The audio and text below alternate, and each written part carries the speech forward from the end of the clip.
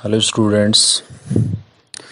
Today's topic is intubating LMA और LMA fast track. आज हम बात करेंगे intubating LMA के बारे में. Intubating LMA, as the name suggests, it was designed to act as a conduit for endotracheal intubation. Intubating LMA जो होती है ये एक conduit endotracheal intubation के लिए डिज़ाइन किया गया है. तो इंट्यूबेटिंग एलएमए में वो सभी पार्ट्स होते हैं जो कि एक क्लासिक एलएमए में होते हैं, लेकिन इसमें कुछ डिफरेंसेस होते हैं. जो पार्ट्स क्लासिक एलएमए में होती है वो पार्ट्स इसमें भी होती है, लेकिन थोड़ी सी डिफरेंस इसमें है. इसमें क्या होता है, इसमें एलिप्टिकल सिलिकॉन कफ होता है और कफ के साथ एक anatomical curved steel airway tube होता है, रिजिड, जो कि हार्ड होता है, स्टील का बना होता है एयरवे ट्यूब. और एयरवे ट्यूब के साथ एक रिजिड हैंडल भी अटैच होती है, स्टील हैंडल भी अटैच होती है. अब सिलिकॉन कफ जो होता है उसमें एपिग्लॉटिक एलिवेटिंग बार्स होते हैं इंस्टेड ऑफ ग्रिड. वहाँ पे ग्रिड होते हैं क्लासिक एलएमए में, लेकिन यहाँ पे एलिवेटिंग बार्स होते हैं, एपिग्लॉटिक एलिवेटिंग बार्स. अब उससे क्या होता है, उससे जो कि हमें मदद करता है, ये जो एपिग्लॉटिक एलिवेटिंग बार्स होते हैं वो हमें मदद करता है एंडोट्रेकियल ट्यूब पैसेज में. एंडोट्रेकियल ट्यूब हम इसके थ्रू पास कर सकते हैं. तो प्रिपरेशन के लिए, preparation of intubating LMA and patient is similar to classic LMA.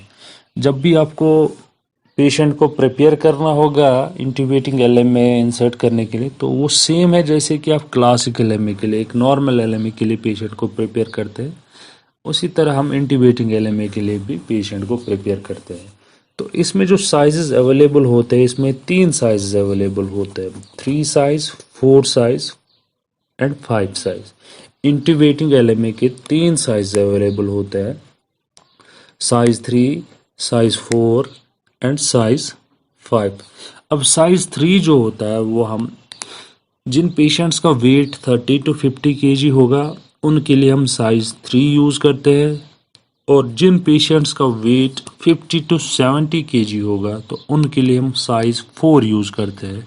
इसी तरह पेशेंट्स जिनका वेट 70 to 100 kg होगा उनके लिए हम साइज 5 यूज़ करते हैं. तो इंट्यूबेटिंग एलएमए के टोटल 3 साइज अवेलेबल होते हैं जो कि डिफरेंट पेशेंट्स के लिए हम यूज़ करते हैं. साइज 3 हम 30 to 50 kg पेशेंट्स के लिए यूज़ करते हैं, साइज 4 50 to 70 kg पेशेंट्स के लिए यूज़ करते हैं, and size 5 70 to 100 kg patients के लिए यूज़ करते हैं. अब एयर वॉल्यूम जो होता है, कफ को इन्फ्लेट करने के लिए कितना वॉल्यूम चाहिए, साइज 3 के लिए हम 20 ml मैक्सिमम वॉल्यूम इंसर्ट कर सकते हैं, कफ वॉल्यूम. साइज 4 के लिए 30 ml, इसी तरह साइज 5 के लिए हम 40 ml एयर जो होता है वो यूज़ कर सकते हैं कफ को इन्फ्लेट करने के लिए.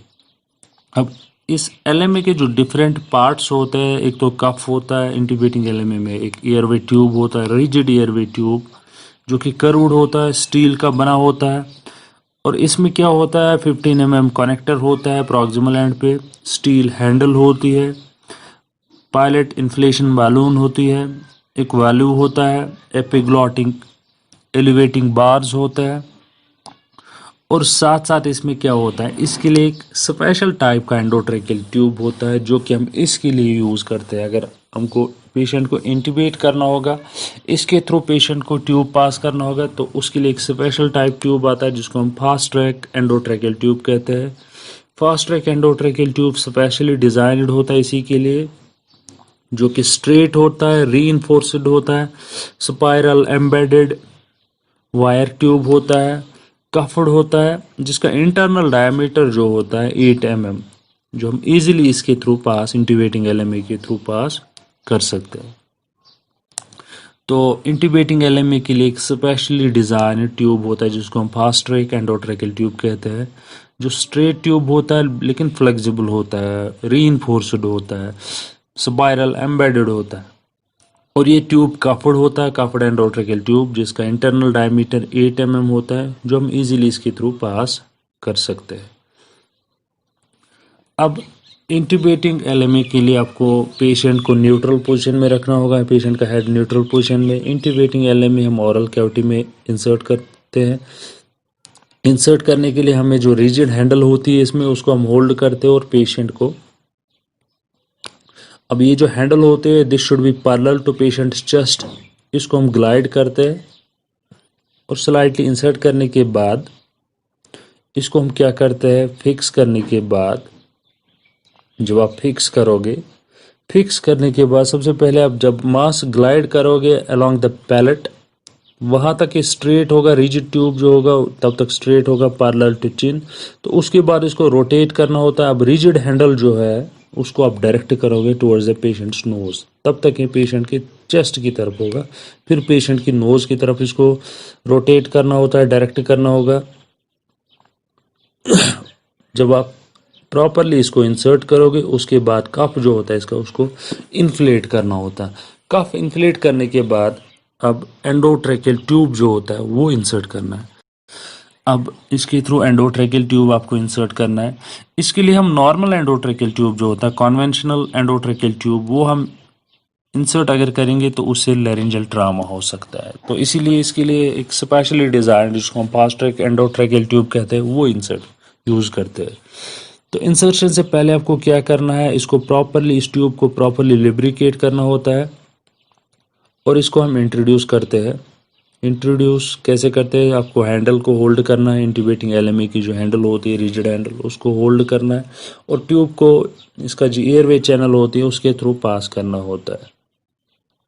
एक बार आपको इसमें एक 15 सेंटीमीटर मार्क होता है, एक ट्रांसवर्स लाइन होती है, जिससे क्या पता चलता है कि इसका जो टिप होगा दैट रीचेस टू द एपिग्लॉट। जब ये मार्क आपको कनेक्टर के पास आ जाएगी, उसका मतलब इसका जो टिप होगा एपिग्लॉटिक एलिवेटिंग बार पे आ गया है।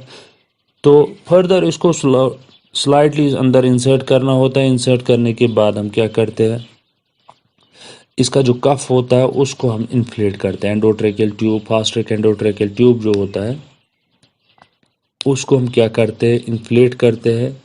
इन्फ्लेट करने के बाद रिजिड हैंडल जो होती है इंट्यूबेटिंग एलएमए की, उसको हम होल्ड करते हैं।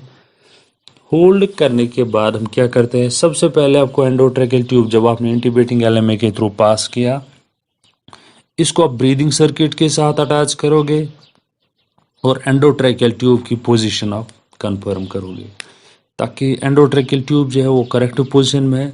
एक बार आपने कंफर्म किया कि एंडोट्रेकियल ट्यूब जो है वो करेक्ट पोजीशन में है, उसके बाद क्या करना होता है, इसका कफ जो होता है वो आपने ऑलरेडी इन्फ्लेट किया है। अब इंट्यूबेटिंग एलएमए का जो कफ होता है वो डिफ्लेट करना होता है और इसको बाहर निकालना होता है, लेकिन एंडोट्रेकियल ट्यूब अपनी पोजीशन पे रहना चाहिए। ठीक है, तो ये हम एज ए कंड्यूट यूज़ कर सकते हैं एंडोट्रेकियल इंट्यूबेशन पर्पस के लिए, इंट्यूबेटिंग एलएमए। इसीलिए इसको कहते हैं इंट्यूबेटिंग एलएमए, क्योंकि इसके थ्रू हम पेशेंट को इंट्यूबेट कर सकते हैं। पहले हम एलएमए इंसर्ट करेंगे और एलएमए के थ्रू हम बाद में एक एंडोट्रेकियल ट्यूब जो होता है वो इंसर्ट कर सकते हैं। So this was about endotracheal intubation through intubating LMA या फास्ट ट्रैक एलएमए। तो इसके लिए हम इंट्यूबेटिंग एलएमए जो होती है, एक specially designed LMA laryngeal mask airway, वो यूज़ करते हैं, और स्पेशली डिज़ाइनड एंडोट्रेकियल ट्यूब जिसको हम फास्ट ट्रैक एंडोट्रेकियल ट्यूब कहते हैं वो यूज़ करते हैं। So thank you very much.